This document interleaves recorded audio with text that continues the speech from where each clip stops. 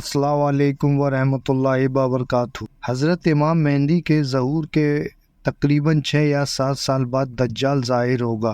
ये कौम यहूद का एक शख्स होगा। लोगों में इसका खिताब मसीह होगा। उसकी दाहिनी आँख अंगूर की तरह बाहर को लटकी होगी। उसके बाल घुंघराले। उसकी सवारी में बहुत बड़ा गधा होगा। उसकी पेशानी पर काफिर लिखा होगा, जिसको हर मुसलमान बेपड़ा भी पढ़ लेगा। इसके साथ यहूदियों के 70,000 लोगों का लश्कर होगा जो इसकी बैयत करेंगे। अपने साथ बहुत बड़ी आग जिसका नाम जहन्नुम रखा होगा, मगर दरअसल वो जन्नत होगी, और एक बहुत बड़ा बाग जिसका नाम जन्नत रखा होगा, मगर वो जहन्नुम होगी।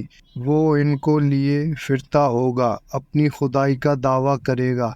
जो उसको खुदा कह देगा उसे जन्नत में, और जो ना मानेगा उसे जहन्नुम में डाल देगा। पूरी दुनिया में गश्त करेगा। महज 40 दिन ही वो दुनिया में रहेगा, मगर उसका पहला दिन 1 साल के बराबर, दूसरा दिन 1 महीने के बराबर, तीसरा दिन 1 हफ्ते के बराबर, और बाकी के 37 दिन आम दिनों के बराबर होंगे।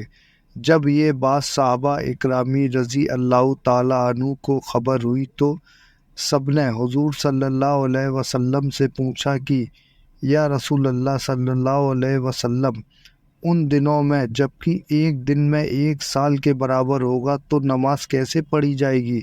तो आप फरमाते हैं कि कयास करके साल भर की पढ़नी होगी। पूरी दुनिया में कत्लो गारत करके मक्का व मदीना जाने की कोशिश करेगा, मगर अल्लाह के कुछ फरिश्ते नंगी तलवार के लिए उस सरहद की निगहबानी करते रहेंगे जिससे वह अंदर दाखिल ना हो पाएगा।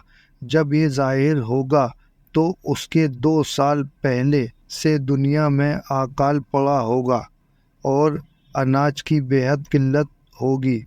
तो ये अजायबात दिखाते हुए अनाज पैदा करेगा, दरख्तों में फल लगा देगा, जानवरों को मोटा ताज़ा कर देगा जिससे कि वो खूब दूध देने लगेंगे, मुर्दों को जिलाएगा। उस साल अरब शरीफ में 3 बड़े ज़लज़ले आएंगे, और जिनका ईमान कमज़ोर होगा वो शहर से बाहर निकल आएंगे और दज्जाल की कौम में शामिल हो जाएंगे। उसी वक्त मदीना तैयबा में एक बुज़ुर्ग होंगे जो दज्जाल से सवाल करने के लिए बाहर आएंगे। जब उन्हें दज्जाल के सामने पेश किया जाएगा तो दज्जाल को देखकर वो कहेंगे कि मैंने तुझे पहचान लिया, तू वही है जिसकी खबर हमारे नबी सल्लल्लाहु अलैहि वसल्लम ने हमको बहुत पहले ही दे दी थी।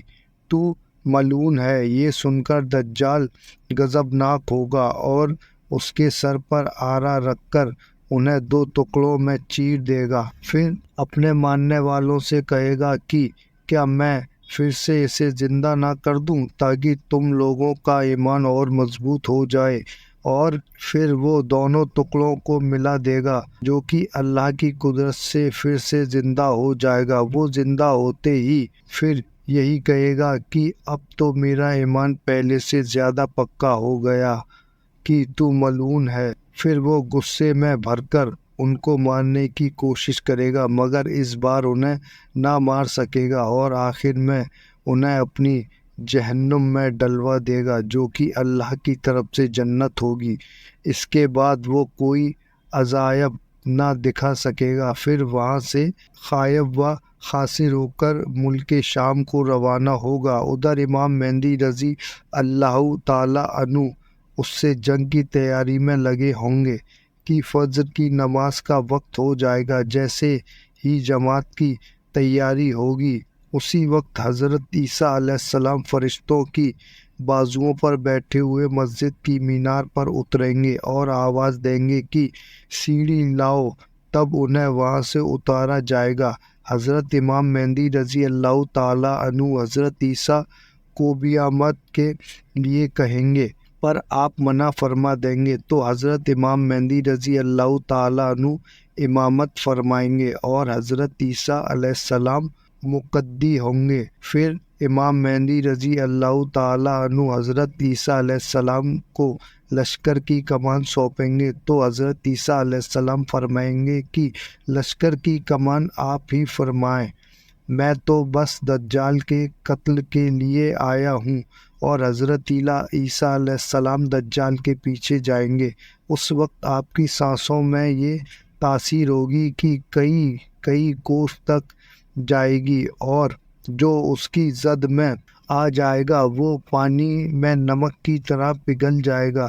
آپ دجال کو دھکیلتے ہوئے باب لد تک لے جائیں گے اور اسے جلدی سے قتل کریں گے تاکہ وہ پگھل نہ جائے، اور اس کا خون اپنی قوم کو دکھائیں گے تاکہ مسلمانوں کو راحت ملے، اور مسلمان اس کے لشکر کے خاتمے میں لگے ہوں گے۔